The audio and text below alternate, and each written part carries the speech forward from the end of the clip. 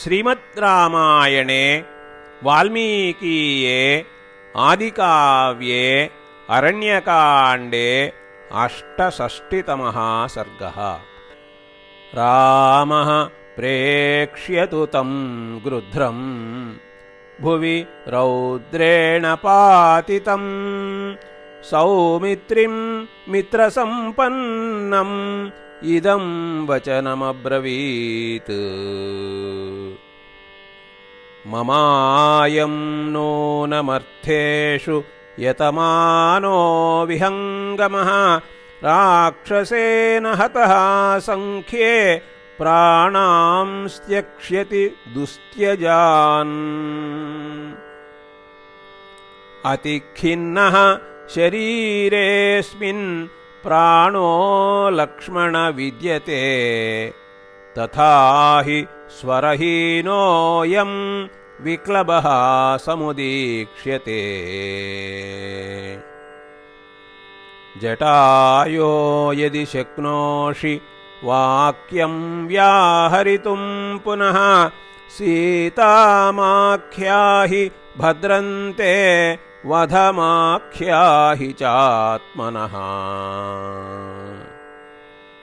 किं निमित्तो हरत् सीतां रावणस्तस्य किं मया अपराद्धं तु यं दृष्ट्वा रावणेन हृता प्रिया।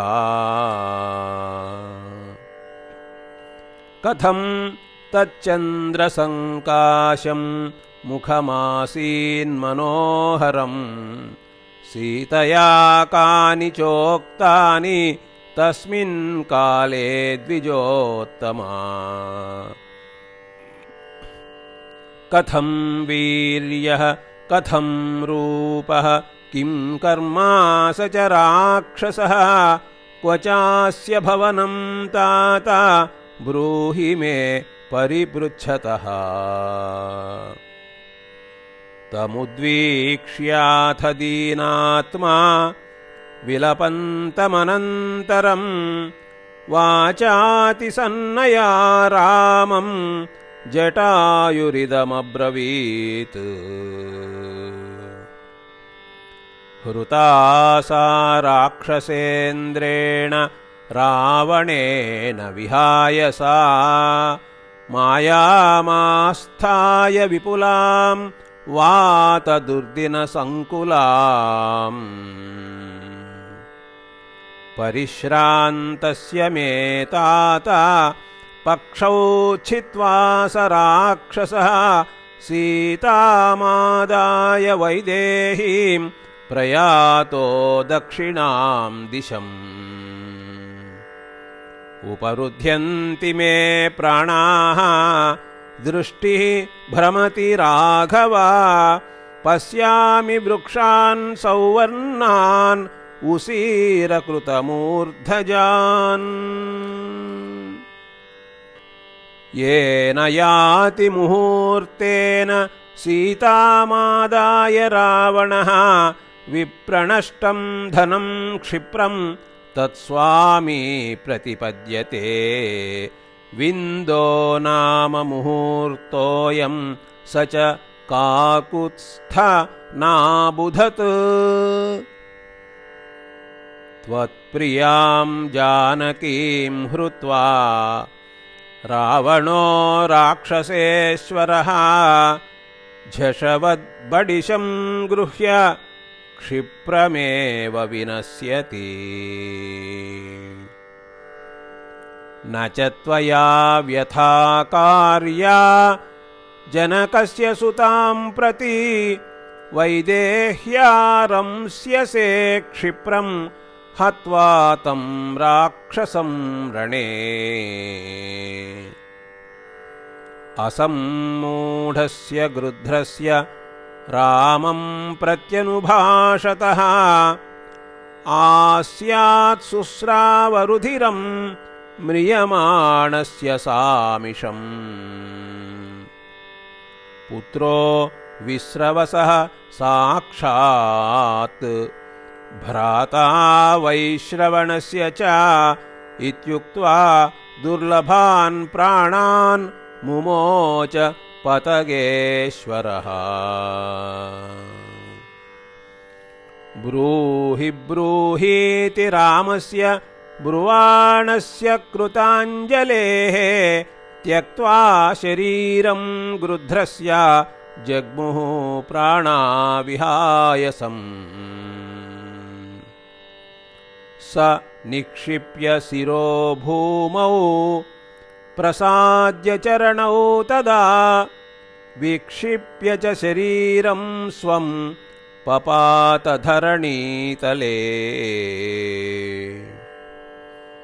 तं गृध्रं प्रेक्ष्य ताम्राक्षं गताशुमचलोपमं रामः सुबहुभिः दुःखैः दीनः सौमित्रिमब्रवीत्।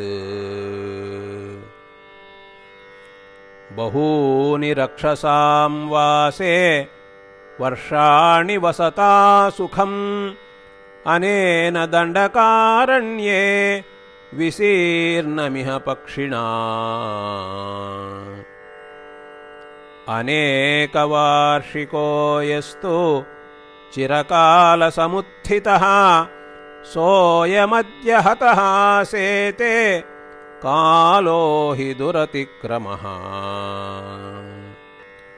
पश्य लक्ष्मण गृध्रोऽयम् उपकारी हतश्च मे सीतामभ्यवपन्नो वै रावणेन बलीयसा। गृध्रराज्यं परित्यज्य पितृपैतामहं महत् मम हेतोरयं प्राणान् मुमोच पतगेश्वरः। सर्वत्र खलु दृश्यन्ते साधवो धर्मचारिणः शूराः शरण्याः सौमित्रे तिर्यग्यो निगतेष्वपि। सीताहरणजं दुःखं न मे सौम्य तथा गतं यथा विनाशे गृध्रस्य मत्कृते च परन्तप। राजा दशरथः श्रीमान् यथा मम महायशाः पूजनीयश्च मान्यश्च तथायं पतगेश्वरः। सौमित्रे हरकाष्ठानि निर्मधिष्यामि पावकम् गृध्रराजं दिधक्षामि मत्कृते निधनं गतम्। नाथं पतगलोकस्य चितामारोप्य राघव इमं धक्ष्यामि सौमित्रे हतं रौद्रेण रक्षसा। या गतिर्यज्ञशीलानाम् आहिताग्नेश्च या गतिः अपरावर्तिनां या च भूमिप्रदायिनां मया त्वं समनुज्ञातः गच्छ लोकाननुत्तमान्। गृध्रराजा महासत्त्वा संस्कृतश्च मया व्रज। एवमुक्त्वा चितां दीप्ताम् आरोप्य पतगेश्वरम् ददाह रामो धर्मात्मा स्वबन्धुमिव दुःखितः। रामोऽथ सह सौमित्रिः वनं गत्वा सवीर्यवान् स्थूलान् हत्वा महारोहीन् अनुतस्तारतं द्विजम्। रोहिमांसानि चोत्कृत्य पेशीकृत्य महायशाः शकुनाय ददौ रामः रम्ये हरितशाद्वले।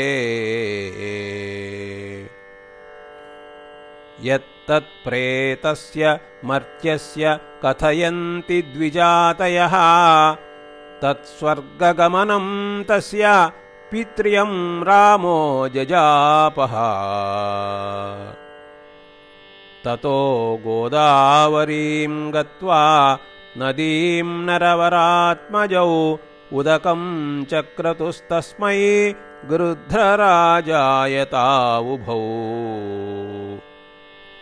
शास्त्रदृष्टेन विधिना जले गृध्राय राघवौ स्नात्वा तौ गृध्रराजाय उदकं चक्रतुस्तदा। स गृध्रराजः कृतवान् यशस्करं सुदुष्करं कर्म रणे निपातितः।